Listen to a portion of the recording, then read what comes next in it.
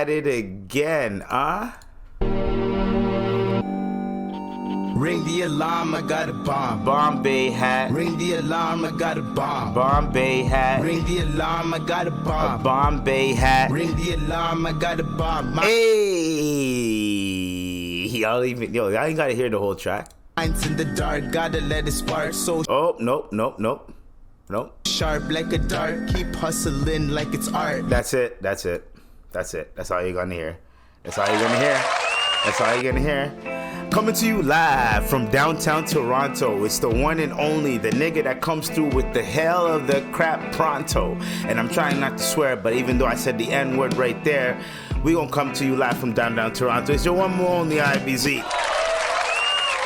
One more only IBZ. You know when they're trying not to mess up what they're saying, so they kind of say the cadence of it. That's literally what I just did. So, how's everyone doing? How's everything going for everybody? We are going to start it off with a quick clip, okay? Just a quick clip for you niggas. I bet. First time trying a Jamaican patty. I am getting wrecked in the comments. I don't even understand what's going on. Why the bumba clati you cut it open for? Me bumbo pussyclat demand cut the patty in half. You are supposed to bite into it, and furthermore, that is not a Jamaican patty. You got to can too. What? This one's crazy. Fuss thing, enoughy with that.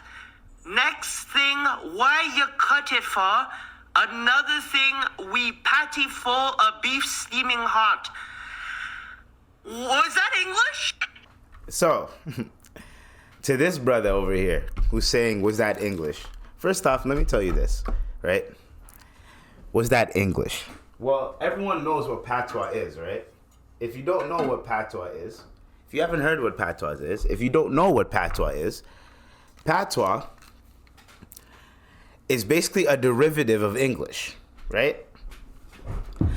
What I think I heard a Jamaican, sorry for that little bump for the audio experience, but I heard a Jamaican person tell me like, yo, or a stand-up comedian was like, basically patois, a bunch of Jamaicans are just mocking the British, and they created their own language through mocking the British. That's basically what it is, which is a hilarious concept because that sounds like some nigga shit.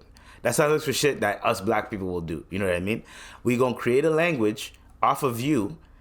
We're going to fuck up the words on purpose. So everything that he said, I understood when I read it. You want to know why? There's one thing that my older brother always told me.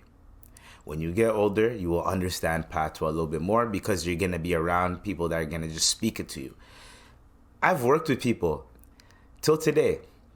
When they talk to me, they think I'm a brethren, or at least I'm one of them people from Toronto that understands the lingo. So they'll speak to me saying like, yo, this guy's black, he's from Toronto, born and raised Toronto. He knows what the fuck I'm saying. I ain't even got to say it the way I got to say it. My bad for swearing. Oh, I got to put a curse counter. Anyways, so when they talk to me like a brethren and everything. And I'm just like, all right, man, I need to understand this shit because in my lifetime, people are just going to walk up to me speaking patois to me and I need to know what they're saying. So with any type of language, there's context, there's verbiage, and there's grammar, there's all that type of shit. We're not going to get in depth in content in language right now. Why are we going to get in depth in language right now? I don't even know why I started talking about that. We're not even getting in depth in language right now. That was just a funny clip, nigga. When cultures collide, an Asian guy ate a patty, and this is where he messed up. This is where the Asian dude messed up, okay? What he messed up was, he cut it in half. Now, a lot of us, when we get something, a pastry or something, and we want to show it off to the viewers in terms of content, what we naturally do is we cut it in half. We show you what's on the inside through the camera, right? Now, one thing about us black people, if there's blasphemy, there's blasphemy. They're like, why did you cut it in half? Now, we're not talking about the Jamaican patties like this and he cut it like this. No, he cut it like that in half. Like, so you can basically butterflied the patty. And that's what got people going. Like, nigga, what are you doing? If you're gonna cut it in half, there's a way to cut it in half, but you don't cut it in half like that. Like, it's not, you know what I mean? It's not supposed to be that fancy. So, speaking of not that fancy, T.I.'s son has decided to go in on Drewski, right? So T.I.'s son decided to go in on Drewski saying, yo, I created the term stand on business. I coined that phrase. That's my phrase, da-da-da-da-da. I'm pulling up. Now, hopefully this is all a troll. This is just internet back and forth so he can get his name up, clout up, whatever the case may be. However, T.I.'s son, I'm getting tired of you, my nigga. People are calling you out, saying you ain't from the trenches, and you keep saying like, yo, yes I am, yes I am. All right, here's a concept that I'm going to do, that I'm going to put out there so that if someone picks it up, fuck it, pick it up. I don't care. What we need to do, we take King, right? We create a reality show. We take King and we drop him in the worst hood in America. The worst black hood in America. We drop him off there and we see if he can survive a week. You have his dad in the intro saying some shit like, hey man, my kid, he keeps talking about the trenches, but he don't really know the trenches. Then it goes into like some cinematic music and shit. And then, Dad, I don't give a fuck, nigga. I'm from the trenches. Oh, I'm gonna show you the trenches. I'm showing you guys the trailer, right? And then T.I.'s in an Escalade in the back with King. They're speaking and shit, and he's like, man, you really want to do this? King's like, yeah, man, I'm certified. I'm ready to do this. And they drop this nigga off. And they just do elaborate schemes just to test this nigga's gangster. Because I really want to see if this nigga's actually about it. Because he keeps talking like he's... First of all, as a broke nigga, right? As a nigga that needs to... I'm saying as a broke nigga, I'm talking about when you run out of... This nigga ran out of bowls, didn't want to wash another bowl.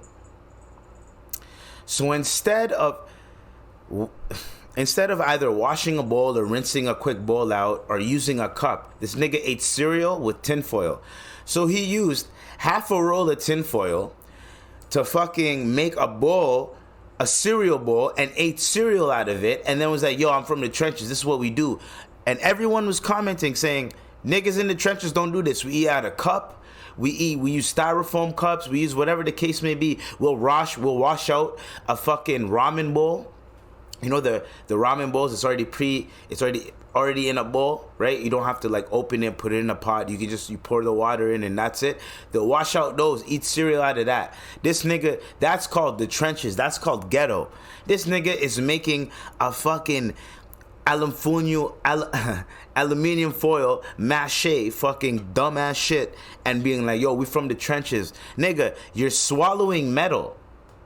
Every time you scrape that spoon in that bowl, you're swallowing metal. So you're eating something like that and you're talking about, I'm from the... It doesn't even taste good. So one thing about people from the ghetto is we want shit to at least taste good. If we're gonna be eating cheap shit, we still want it to taste good. That's why we add a little razzle dazzle on the shit. That's why you take bologna.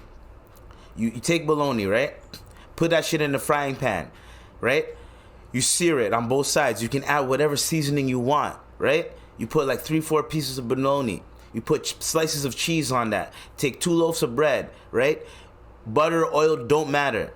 Make a sandwich out of that. That's what niggas in the ghetto would be doing. Like, what are we talking about? Like fried bologna sandwiches. Freaking, if you want dessert, you take cinnamon sugar or you take syrup. Toast the bread. Everyone has an oven. Even if you're poor, you have an oven. That's it, bro. Like, or a stove or something. You can figure it out. What are we doing out here? This nigga wants to keep being in the trenches. Okay, then. Drop this nigga off right now as he is with the same clout in the trenches and let's see Wagwan. I'm getting sick and tired of this nigga. He's pissing me off, bro. Not pissing me off, but like, he's getting me to a point where I'm just like, hey, yo, T.I., Tell your son that he's in a very good privileged predicament. He's in a very good moment in life.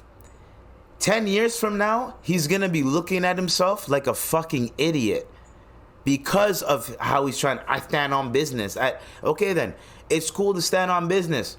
How many people stood on business and are not here anymore? You want to be from the ghetto so bad. What the fuck is that going to do for you? What is that going to... Okay, let's just say, fine. Yo, you're from the trenches. Now what? Now when you go outside, niggas from the trenches are going to try to test you now. Oh, you're a street nigga? Let's test this nigga out. What are you doing creating that type of energy towards you? You are born out of millionaires, bro. And what a lot of people don't understand is T.I.'s wife was part of an R&B group as well. T.I.'s wife was part of an R&B group. Now, let's not put it like she was making millions of dollars, but let's put it like, yo, the clout was up. Like, what are we talking about here? So, king, be a fucking king. Be the king that you are. A king does not say, you know what, let me go to the trenches. No. For what reason? If you've already been there, you already came out of it, okay, I'm from the trenches, okay, then that's cool. But you don't have to keep... What is this fascination with rich kids trying to show people that they're down or that they're poor? I'm trying to understand that, the fascination behind it. Here's the thing. Growing up, whenever there was like a rich kid around us, right? We wouldn't be like, oh, since he's not from where we're from, we're going to treat him any different. No, we treat the nigga the same. Right? Now, if a motherfucker is going to be like, I'm from the trenches, living in a mansion, what kind of energy do you think you're going to create from people that are actually from there? Yo, King, the way you be pulling up with bands and all this type of shit, you're not living in no hood right now. You could say growing up, okay, then a lot of niggas like me, I could be like, okay, then, yo, I grew up in multiple hoods. I could say that type of shit. Well, it's like, no, nigga, you visited your cousins. You visited your cousins. Like, literally, you visited your cousins that live in a impoverished area. You visited them niggas, right? And then when you're a kid, no one really fucks with kids. No matter how weird the street shit is, no one really fucks with kids. People leave kids alone. There's a reason why these young niggas get to a certain age and then they get put on. Right? So, you lived in the trenches, but you're acting like you were moving bricks. You were doing all this shit. You're hustling in. No, you weren't, my nigga. You, like, even if you were, niggas that were doing it, they don't talk about it like that. They don't. People that have sold drugs, they either say they're retired, they did it before, but they don't say how much they move, they don't say how much money they make, they don't glorify it. Someone has to bring it up for them to talk about it. You are just bringing this shit up unprovoked, as in, I'm from the ghetto, I'm from the trenches. My nigga, it's okay. And even if we find out that you're not from the trenches, guess what? Guess what everyone's gonna say? Oh, man. Like, no one's gonna give a crap that you're not from there. No one's gonna care. But you're making it seem like, oh, since I'm T.I.'s son, I have to prove myself to people that I am from this area. I am from that. Nigga, you don't have to do that shit. You don't have to do that shit anymore. You're becoming a grown-ass man. Create your own fucking identity, bro. These young kids is what I'm trying to preach to them. Create your own fucking identity. Stop looking at these fucking bozos out here, right, that you think that are cool because they're not. There's certain niggas, yes, I can see it. Certain people, yes, follow their footsteps. But there's certain niggas like, no. Certain people, no. What are we doing here? Don't follow in their footsteps because right now they're getting it. But there have been shitty people in the past. There's shitty people right now. And, oh, just because they've been shitty people in the past and there's shitty people right now, and they're getting it, that means, oh, I don't have to be a good person. I can be a shitty human being my whole life, and I'm still gonna get it.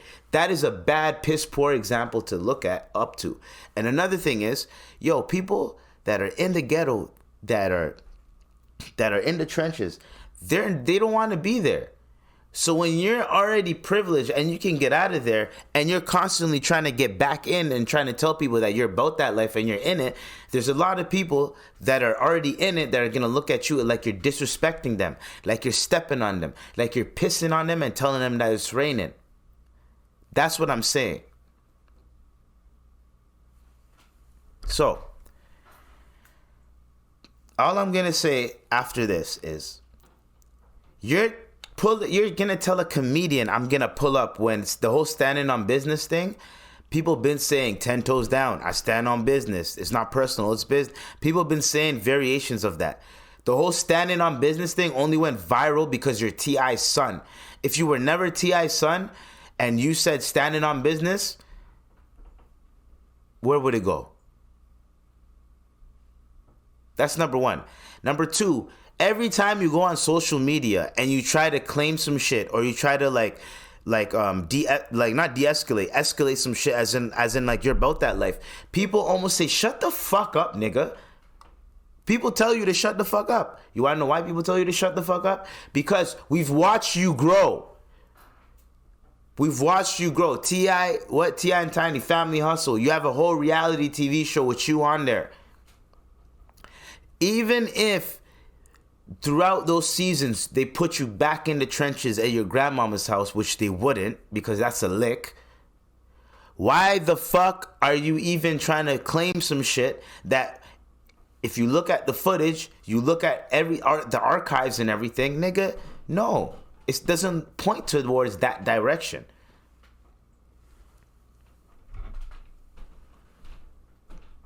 I really try to understand people.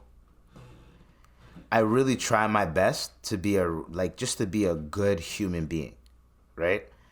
And to not spaz out, get mad, and show people yo, I'm not mad at King. I'm gonna put it like this. I'm not mad at you, King. You know what's pissing me off is the fact that you don't have to do all this shit. All of your other siblings are doing dope shit. Domani just dropped a sick ass freestyle. Your other bro is making some good ass music, and I think your sister's doing some good shit too. You're the only nigga that's like, I stand on business. I'm a street nigga. I'm a street nigga, bro. We don't care. Do something with your life, bro. Do something with your life. That's all we're saying. We don't care what you stand on, whether you stand on a business, fitness. We don't fucking care, bro. Be yourself. That's all that people care about when you're a fucking celebrity or you're a celebrity's kid. People just want you to be yourself. They don't give a fuck how gangsta you is. You can still be gangsta and not be from the trenches. Let's put it like that. You don't have to be a poor ass motherfucker to be gangsta. You don't have to be a poor ass motherfucker to be about that life. That narrative of you have to be broke and poor and your life is in shambles. How many rich people have been through a lot of shit and they stand on business? How many people that are middle class, upper middle class, lower middle class stand on fucking business? We can't just act like, oh, just because I'm rich, I have no problems. We're not saying that, my nigga. We're saying that you've lived in a certain environment where you didn't have to go through all that shit. You didn't have to go through all that shit. But now you're choosing to go through that shit, or saying that, nah, I chose to go through. Why? Why are you trying to go through some bullshit? For what reason? There's so many niggas out here that live in the ghetto, that live in the trenches, that are like, if I had just 5% of what he had, I would have been nice, I would have been happy, I would have been out of here. This is why, nigga, we don't fucking believe you. When all these rappers, there's a certain time of period where all these rappers, you have the Chris Browns, a bunch of rappers, R&B artists, they started getting into gang culture, and it created this whole thing. And in my head, I was like, first off, us as a community, what are we doing? Why are we promoting this? Why are we making it seem like this is cool? This is not fucking cool. Chris Brown, you're singing about like all these other love songs, lovey-dovey songs, no air, all these type of songs, and then now you're talking about, yo, I'm Brisk Breezy, I'm Pyro.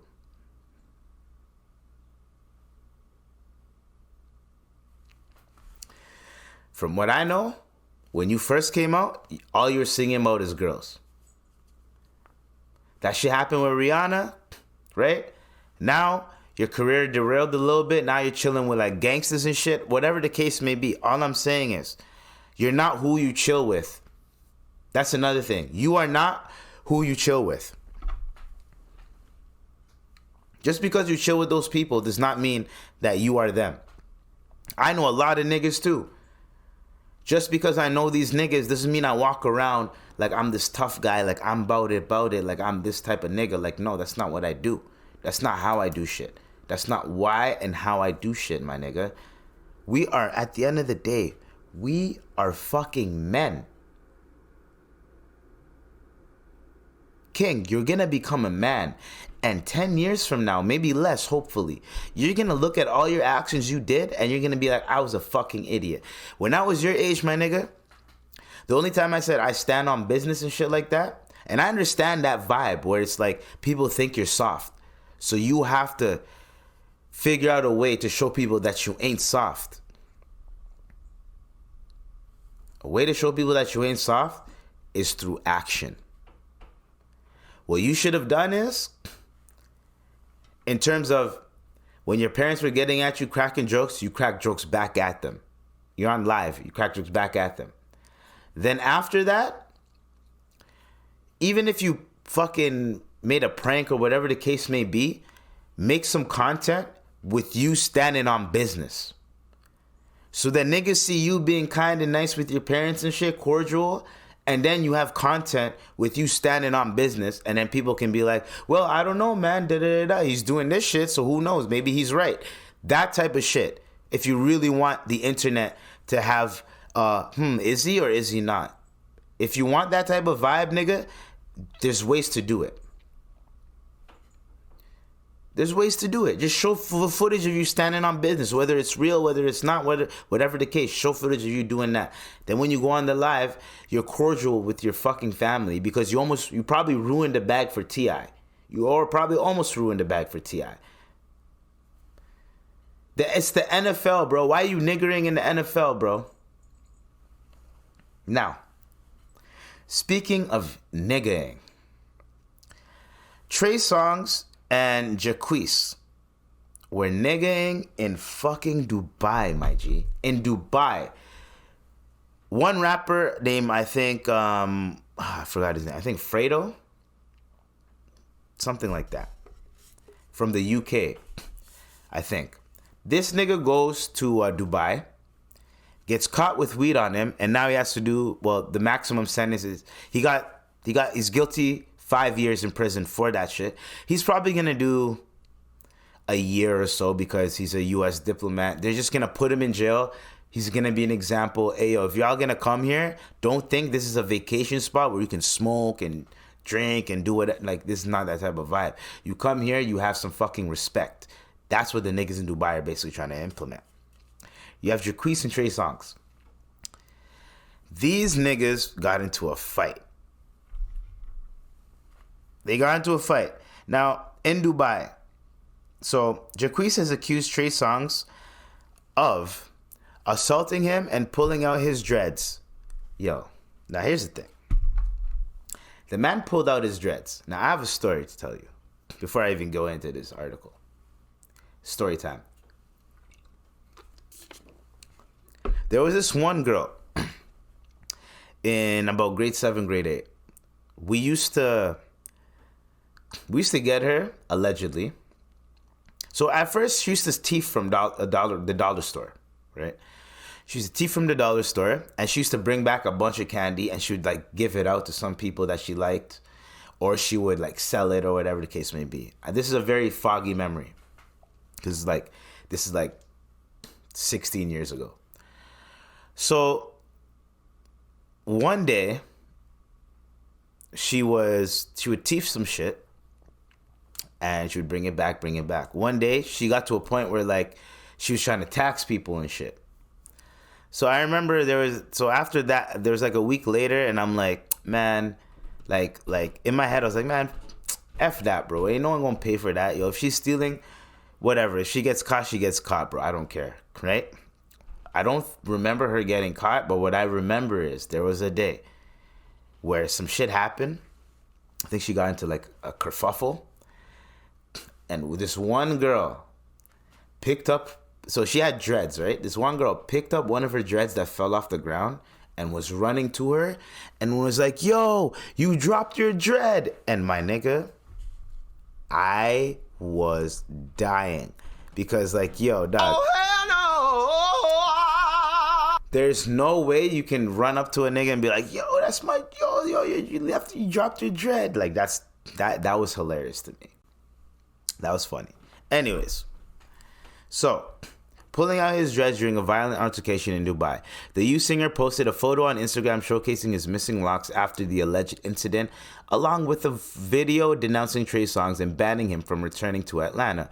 Jacquees claimed the fight stemmed from Trey Songz making inappropriate remarks about razors and later physically assaulting his own brother outside the club. The altercation supposedly revolved around a girl, although Jacquees asserted he wasn't involved with her. Accusing Trey Songz of being redacted, Jacquees expressed strong animosity and declared Songz unwelcome in Atlanta. He also warned that love between them was fake and mentioned that his dreads were pulled out during the altercation. The incident took place in Dubai, where strict laws govern public behavior and violence, potentially putting both artists in trouble with local authorities. While Jacquees addressed the situation publicly, Trey Songz has not responded. Instead, shared cheerful images on Instagram promoting his upcoming tour.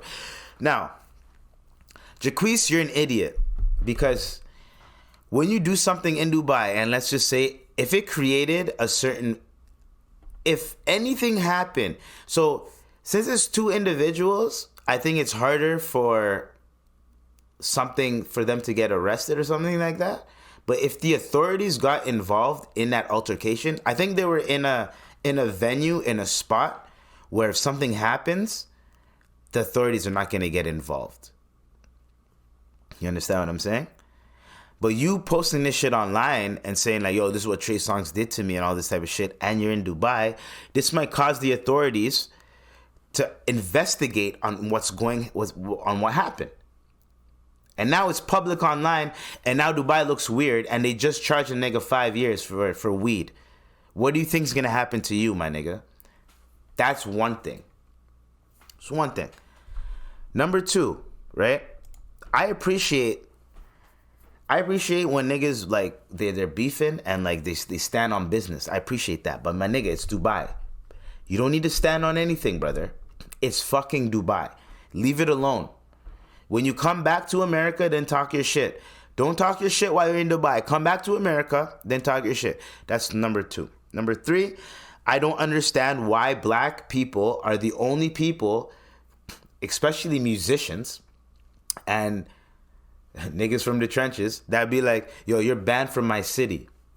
You can't ban a nigga from your city. He can, as long as the nigga can land in your city and move around in your city, then yes. Are you CIA? Do you have access to the CCTV the moment he hops off the plane? Do you have access to all these things? Do you know what hotel he's gonna stay at? And if you do you know how to touch him while he's at that hotel? There's all these certain different things that pisses me off when niggas say you're banned from my city, right?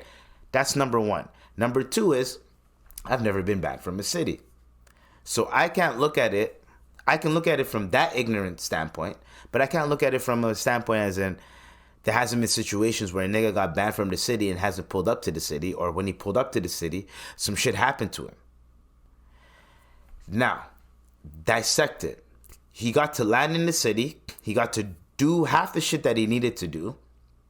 In the height of Tupac being gone, rest in peace, and Biggie pulls up to LA. The nigga chilled there for a week, my nigga. They were in LA for a week. It was all circumstantial in terms of, this is just a conspiracy theory, but it was going to happen regardless. It was just when they could get him. And they knew the Source Awards. Or was it the Soul Train Awards? One of them award shows in LA that was being filmed in LA at the time, right? So in LA, they're in LA. One of the security guards is like, yo, let's get the F out of here. We got to cut. Boom, boom, boom. Everything happens, right? Now, if it took them a week for that shit to happen, now we have social media. So let's just cut that into like 1 or 2 days. If you're in someone's city that you're not supposed to be in, right? You do your... There's a lot of times where, let's say you have a public beef like that, at your show, unless you're a major artist, at your show will probably get canceled, or there's going to be heavy police presence. And then that's where you see niggas with the videos. Yo, man, this guy got the police there. Nigga, why wouldn't I have the police there? I'm there making legal money. That's what I'm there for, making legal money. Meaning everyone got to be safe. There's insurance. There's all these type of things that is going on when I'm here. Why the hell am I going to risk my bag and future bags over some nigga shit, over some dumb nigga shit? You guys are mad over some, you know what I mean? So I could understand that. But to ban a nigga from the city, that rhetoric, I don't know why it's only in our community we do that, but you can't really ban a nigga from the city. There's niggas that you have beef with in your city that it's hard for you to find them. Right? So it's just like, but you can't ban them from your city, right? Yo, bro, you're no longer, like, I never seen niggas that have ops that go, yo, you're no longer around in my city. I've never seen anything like that. Like, yo, bro, like, I never seen like two ops get at each other, but like, yo, if I see, like, niggas just go, if I see you around the way, blah, blah, blah, blah, blah. Like, we know about that, but I never see like, yo, you're banned from the city. If anyone sees you in the city, I'm putting, like, I've never seen that type of shit. Who knows? Because nowadays, a lot of these niggas are snitching on each other, but who knows? Anyways, that's none of my business, but we're gonna, and what I'm saying right now is in terms of this whole Jacquees, and Trey Songz situation. When artists, black people especially, ban someone from a city, you cannot ban someone from a city. You can make their time hard. You can make their life hard while they're in your city. You can do that. That's 100% sure. You can make their time as rough as you want it to. But there is no way you can ban that person from your city unless you can't even... The only city I know that if you're banned from that city, like, you're actually done, everyone's gonna come together and be like, yeah, this nigga can't be here, is Detroit. Only city that I've ever seen that actually stood on business with that type of shit was Detroit. Detroit was the only city where it's like, if some nigga, if Trick says, yo, this nigga's banned from Detroit, nobody in Detroit fucks with that nigga. If that nigga comes to Detroit, someone's gonna see him, someone's gonna let a nigga know that, lets a nigga know that this person's in the city. And even if it's just a rumor, niggas is gonna try to follow up on it just to see if this is not a rumor or not. It's not a rumor, it's a tuna. Anyways, so that's just crazy to me. These niggas is niggang in Dubai. We have a lot of examples where that it don't work out the way you think it's going to work out. Somebody gonna get hurt. Anyway, so we have a lot more other topics to speak about because I'm not done today. Today we're not done. Today there's so many like dumb shit going on, right? Now, before I play this video, which is what I'm gonna do, I forgot to keep asking you niggas. This is episode 211. How is everyone doing? I keep getting into these topics and forgetting about it, but I'm just so excited. And I'm like, I'm turning a new leaf. I'm happy. I'm ready to podcast. You know what I mean? Well, I've always been ready to podcast, but it's when you're in a type of vibe where like you're ready to go, you just go. You know what I mean? And y'all been seeing the cadence and the flow throughout 35 minutes of this shit. And I'm pretty on point. So I'm going to play this video. And in this video, we're going to speak on a specific topic, okay? I see y'all giving out haircuts and doing braids. Now, so let me give context. So Keith Lee blessed the struggling food truck with $4K in tips, right? $2K to the owner, $1K to the barber, $1K to the braider, right? And then I think an extra $800 for free food for everybody else. Yeah? Now, the owner kept the money to herself, and she's saying they wasn't with me. Now, this is an example of Allah giving you a blessing and you not using that blessing to at least bless back. You've gotten that blessing and you've gotten a confirmed 2K. That 2K can help pay your bills for that month, guaranteed. Or pay your fucking expenses, whatever. It can help with a debt, whatever the case may be. That 2K can do something for you. The barber and the braider are siblings. So the braider also helped with the food truck. So we're going to get in depth on this. Okay? Now let's go. I see y'all giving out haircuts and doing braids. So we want to leave $1,000 to the barber so we can cut everybody here for free. We want to leave $1,000. We want to leave $2,000. Yeah, I just said. So say you start my barber $4,000 and y'all give me y'all I appreciate it. Absolutely. I'm going to give my son what he deserves. Son.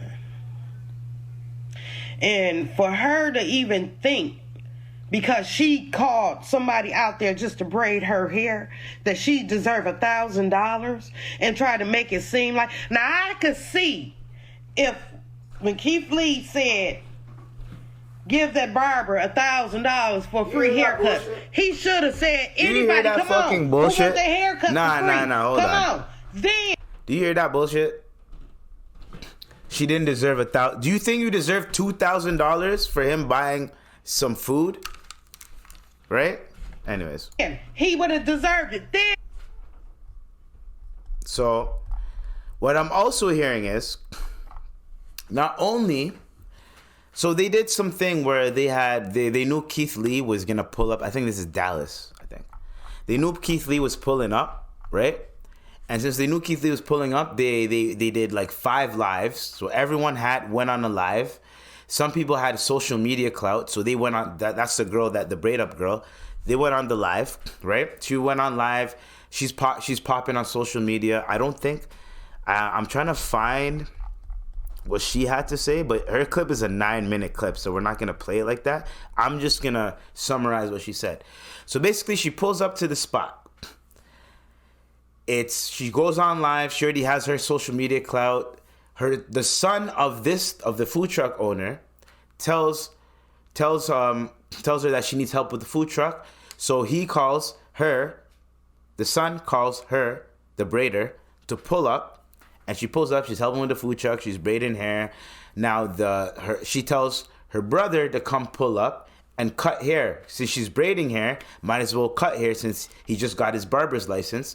Put two birds get stoned at once. Why not do that? That's fire. I would have put, if my sibling, one of my siblings does construction, the other does security.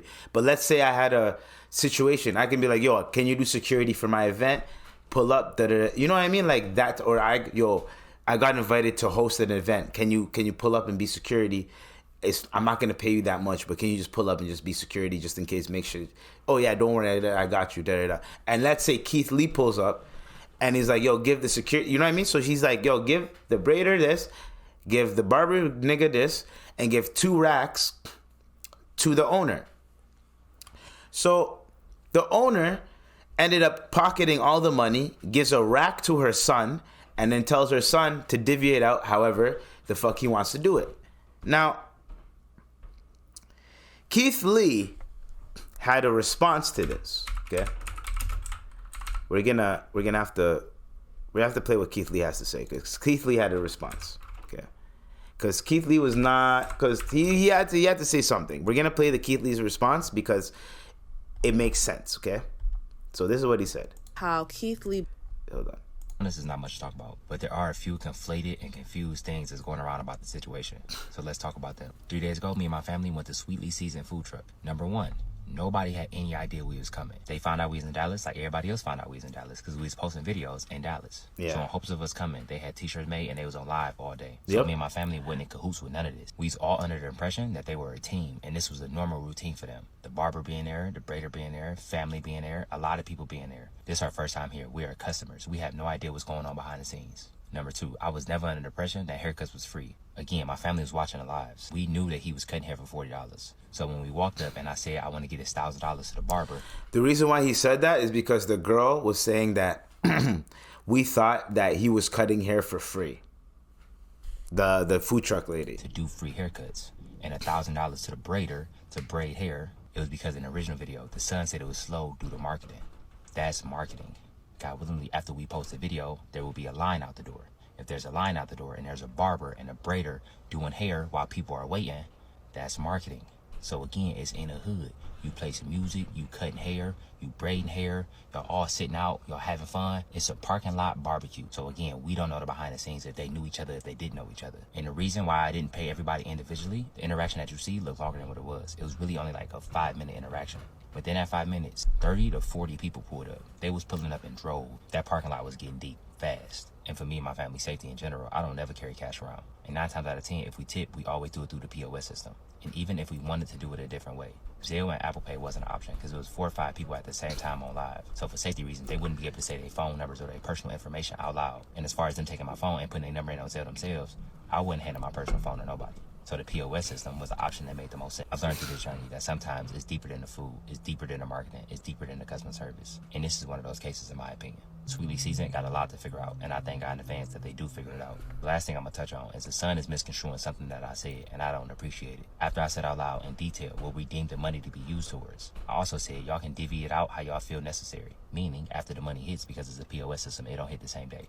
Y'all can send it out through Apple Pay, through Zelle, through Cash App, through check, through cash. However y'all feel necessary to spread it amongst the team. I thought and I still think that that's a very clear statement. But it's being misconstrued, and in my opinion, intentionally misconstrued, that I said and the mom and the son can say who get the money and who don't get the money. So, I already played the earlier clip where he said this shit. So, when you receive a blessing and someone just had it on their heart to give you that much money, damn near $5,000, the nigga almost gave you $5K in this economy. All you had to do was take your portion and the rest of the money, give it away to however the fuck he told you to do it. 1K goes to the barber. 1K goes to the braider. The braider even said, you know what? You can keep 1K and just give my brother that 1K because I'm already getting money. I'm good. I only did that to help you out of the kindness of my heart and to help you out. It worked. So my job is done. I don't even need the fucking money. Just make sure my brother gets his 1K. Not even give my brother my 1K. Just make sure my brother gets his 1K. So I can tell that the girl, the braider, has fucking integrity when it comes down to money, down to the exact cent. She has integrity. Because if she didn't have integrity, she would have been like, why don't you give my brother the 2K? Instead, she said, no, you keep 3K, your son can get 1K, you can keep 2K, and then give my brother his 1K. You would have never gotten that money if I didn't pull up, if I didn't go on live, if I didn't have the clout that I had, right? That's what caused this. You fucked up your blessing. Now it's saying that she's permanently closed. She can't make no money. She's telling the girl like, yo, I'm here on this street. Come get your money. I think she's doing that for social media clout so people can pull up and see, oh, she's going to get the money. Did you pay that person yet? Like that type of vibe. And you're going to get customers, whatever. Your food is shit. It's like a 1.5 star on fucking Google. You're not doing that much business. Keith Lee helped you for... She's crying in the video, like, and here's the one thing that I don't understand about like this whole social media influencers that are willing to help you. Keith Lee is one of those niggas. For some reason, he has a different vibe. He's trying to actually help these restaurants, these businesses, and he's going to black businesses. I don't see him going to like no Asian spots like that, no fucking white spots like that, no Indian spot. And if he does, he goes. But like most of the places that I see get promoted, and they're like, oh my God, Keith Lee, are like usually like it's like a black owned spot that I see. So he's helping black people. He's helping people in his community. He told you how to divvy out the money. Now, when you get money and someone tells you, this is how I want the money to be split up, the moment you do it your own fucking way, or you try to mind fuck yourself to think of it, I'm going to divvy it out like this, or he said this, so that means I'm going to do this, even though that's not what he meant, guess what's going to happen to you? Your blessings are going to decrease. You're going to lose everything. Hopefully she didn't lose enough, because Keith Lee is even saying, hopefully this is just a lesson that she can learn and she doesn't lose enough where she loses her business. The nigga still doesn't want you to lose your business, because he just knows this is just a sign of greed, and this is just, it's human shit. But he didn't expect the owner to move like that. You're the owner of a business. You have to have integrity, even good, and you have to have good public relation. If you own a business, especially when it comes down to food. What are you doing, my girl? You're being an idiot, man. It's stupid to me how people just think like, yo, I'm just gonna get away with it. Just gonna get away with it. Like, anyways. So we have a lot more to talk about today. Got a lot more to talk about. First off, before I even go in on the last topic, okay? The last topic is going to be a real one. But we got Tony Snell. Tony Snell put up some fucking woe is me bullshit. Talking about, yo, man, my kids have autism, and I need to get signed to the NBA by Friday. If I don't, I need a life, because so in the NBA, if you work for 10 years, you get a lifetime health insurance type shit. He wanted the lifetime health insurance to help his children that have autism. I am not here to diss those children with autism. I'm not here to talk bad about those children with autism. I'm here to talk about the fucking stupid shit that their parents have done, not thinking about their fucking children that have fucking autism. I'm going to keep this real, okay? Tony Snell, you have a wife that goes on TikTok, be posting a Birkin bag challenge, posting all these riches and shit like she's fucking on rich. Rich. And you're trying to beg the NBA to give you a contract. What do you think that contract is going to go towards, my nigga? What do you think they're going to think? You're just going to give it to this bitch, and she's just going to spend most of the money. So now you're trying to conflate the situation, being like, yo, my kids, my children. And you're trying to use that. I don't like when people trying to use that type of shit as a way to make people feel bad for their situation, when in actual reality, they could have fixed their situation. What the fuck is your wife doing a Birkin bag challenge for? Why is she going online, stunting, doing all these type of shits, showing this luxurious life while you're trying to plead and ask for fucking money? If you're trying to plead and ask for money, you should have told her, 1, to delete all those videos. 2, if you were actually strapped for cash, why the fuck is she doing that, knowing that she has children that are gonna need that money in the future? That makes no fucking sense to me. This social media shit got people trying to live lives that they don't really live, or try to live truths that they don't really have. What is wrong with you? You are a grown-ass fucking woman, and you're embarrassing your husband like this when he's trying to get money. Yo, if I was trying to get money from the NBA and I just need to sign a 10-day contract by Thursday, by the deadline, and I can get this lifetime health shit, and I look online and I see my wife's been doing that, that's not the way I'm going to go about it, pleading publicly. Like, guys, please, you want to know why?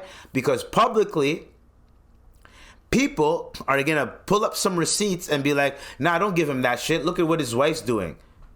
And then when it comes down to like you to getting the contract and shit, and the executives look you up online or whatever the case may be, there's gonna be viral videos of your wife showing off money. They're not gonna fucking give it to you because the money, that amount of money that your wife spent on all that type of bullshit, that could have helped your children in the long run.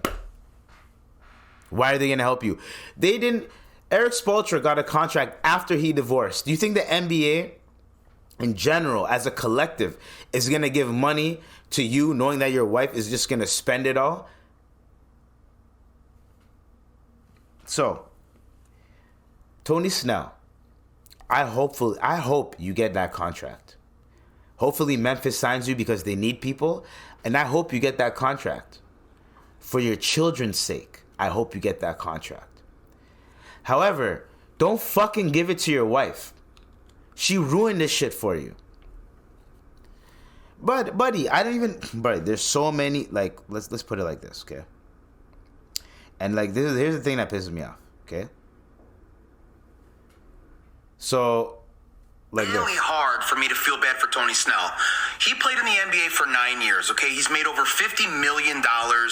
He needs to get signed for a 10th year. He needs to get signed today so he can get lifetime benefits for his family. He's got 2 kids who are autistic. He's on the spectrum as well. I'm all for that. Sign him, give him his benefits. Healthcare is messed up. I understand that. I want you to take care of your kids.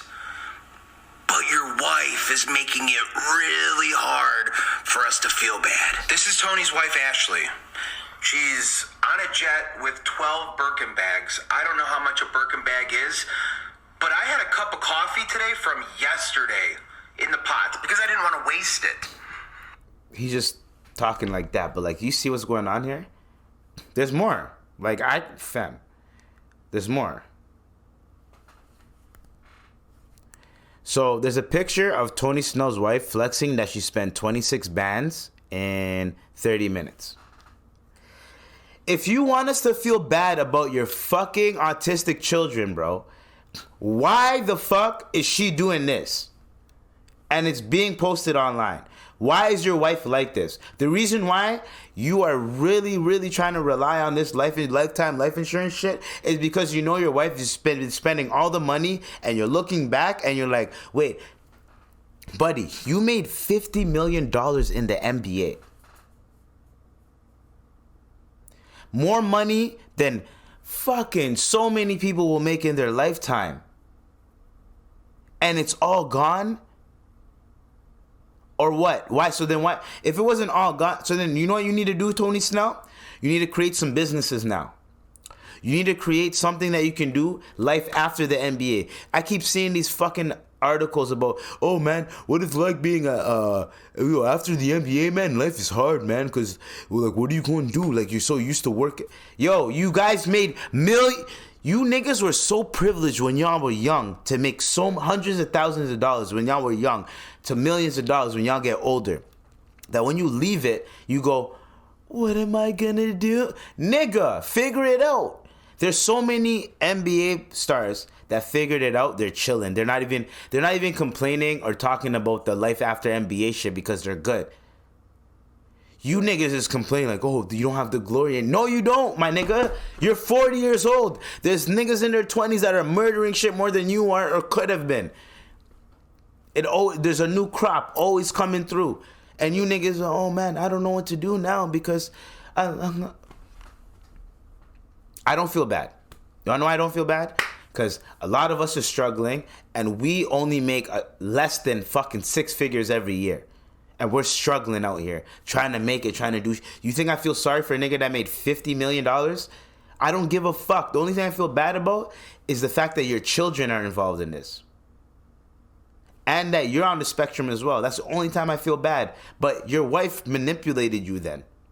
If we're gonna look at it from me taking out my emotions out of it, and I'm not mad at Tony Snell. I'm mad at his wife.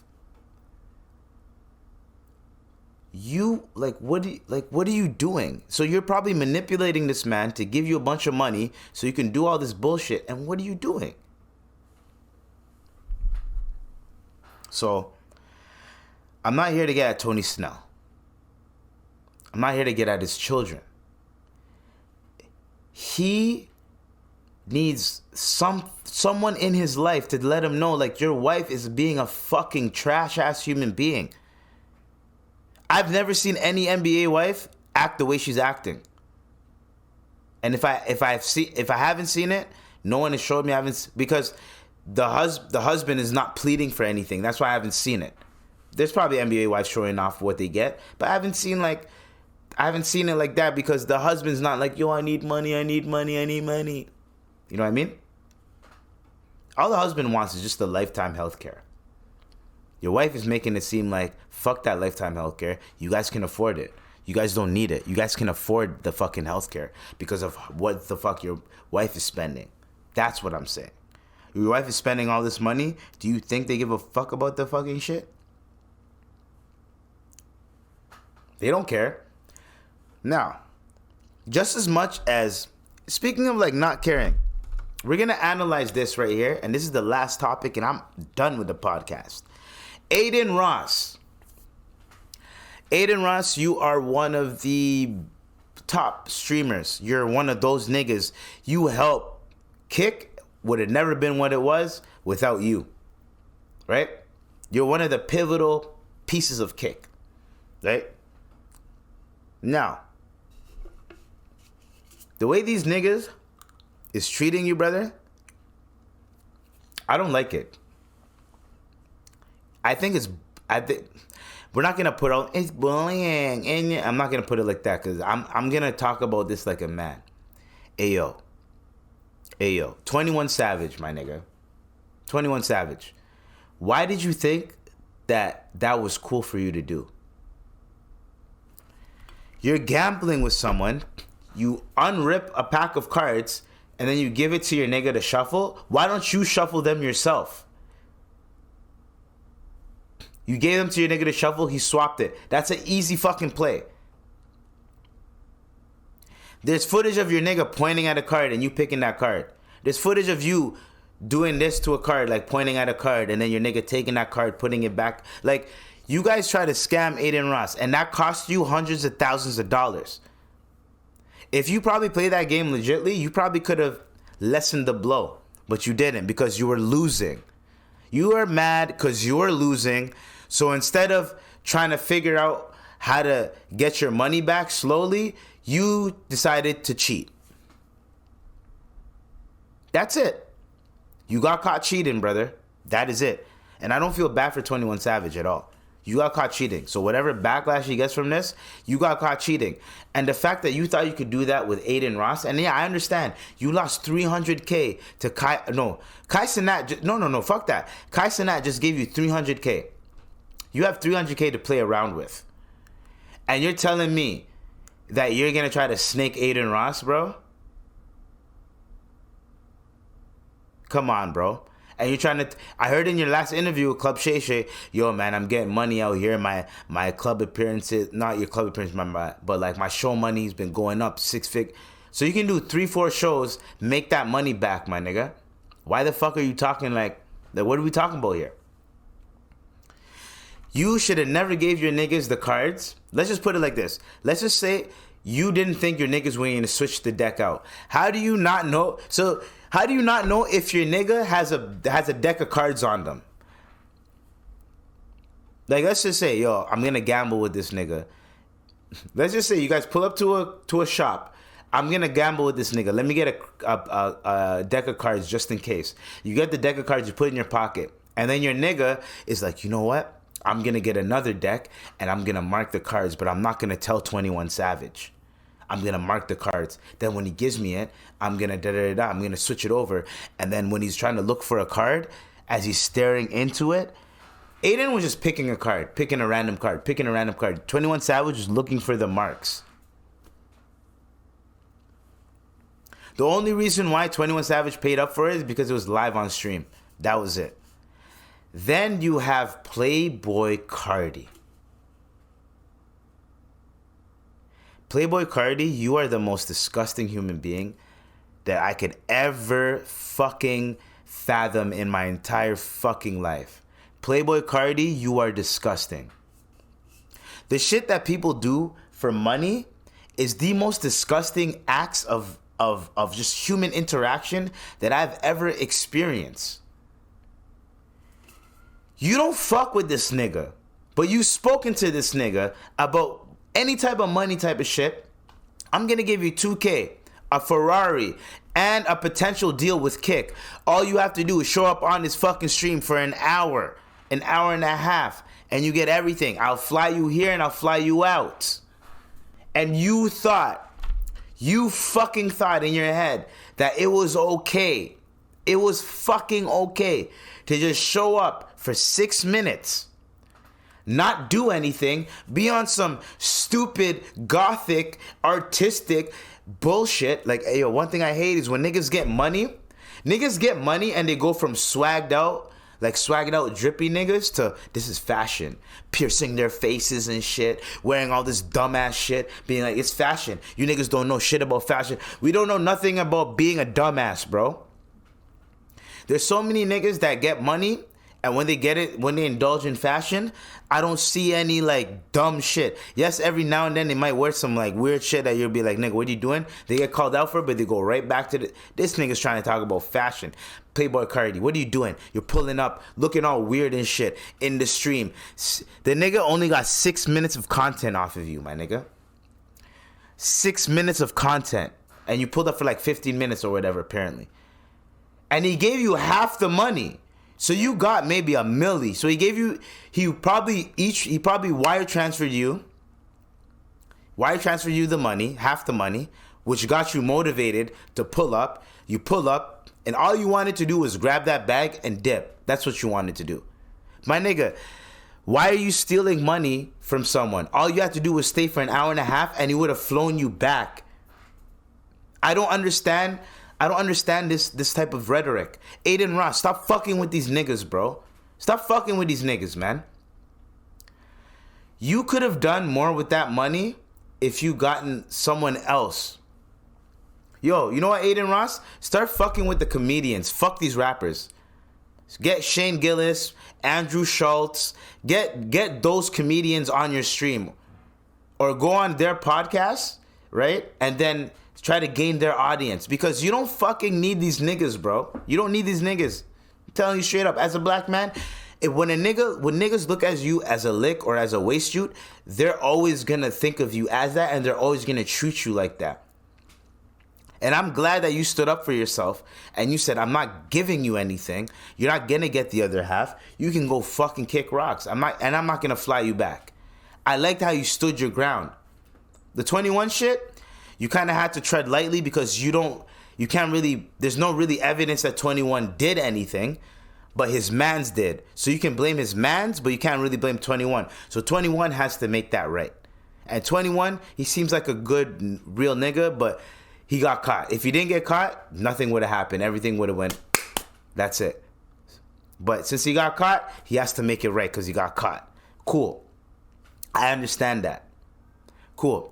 I have nothing against the 21 situation, even though these niggas look at you like a lick. However, I have everything against the PlayBoi Carti situation. PlayBoi Carti, you're a fucking waste shoot. You're a waste shoot for that shit, man. You're a waste shoot. You're a fucking waste shoot. In this economy, why are you trying to rob niggas like that, bro? And you wouldn't have done that to any other nigga, but because it's a white boy, a skinny white boy, you feel like you can intimidate him. And I don't like that shit at all, bro. You feel like you can punk him, get the money, and then dip. And then you can talk about that shit in your songs and in your music. You're a fucking cornball for that shit, brother. You're a fucking cornball. And until you make that shit right, you're a fucking cornball. I can't even listen to your... I can't listen to that shit. I'm 30 years old now. Can't fucking listen to your fucking baby ass, fucking shitty ass music, bro. But you have a fan base. You have a fan base. But you are still a piece of shit human being for even thinking that you can do that to another nigga, bro.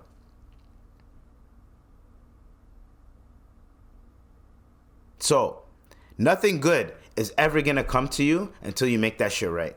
This nigga was the same nigga that got arrested for speeding and was like, oh, officer, please don't take me to jail. Please don't take me to jail. I only wanted to go pick someone up at the airport. Please don't take me to jail. Then you want to act like a fucking hood-ass gangster nigga because you feel like you're tougher than someone else. Get the fuck out of here. You're pussy, bro.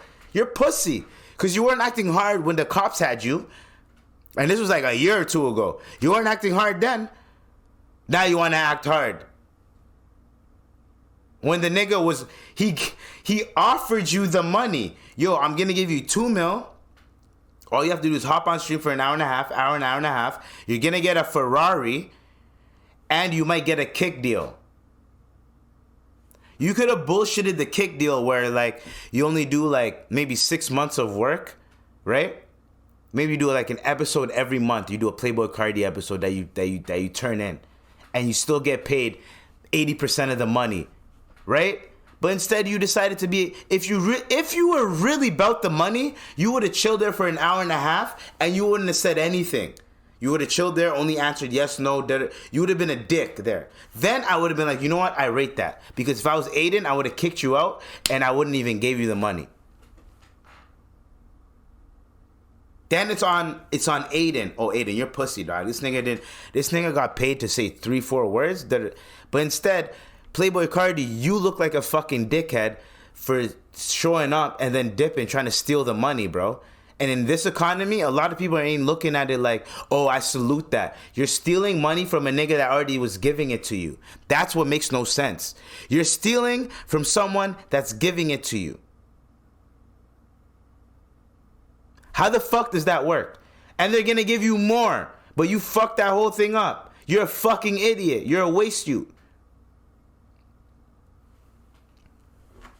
Fuck PlayBoi Carti, bro. Like, you're a fucking idiot for that, man. You're making niggas look bad, bro. He even said, the reason why people don't rate me is because I'm not black. You made it even worse, you fucking nincompoop, you fucking dumbass. And you're not even like a, man, fuck out of here, bro. And when I say fuck PlayBoi Carti, I'm talking about fuck what he did. Not fuck him as a person. Fuck what he did. We know you're a good, genuine person. You just try to get the one-up on nigga on social media and try to look like you're a bad man. But you ain't shit, my nigga.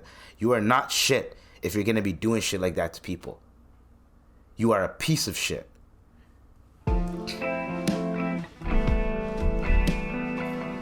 Anyways.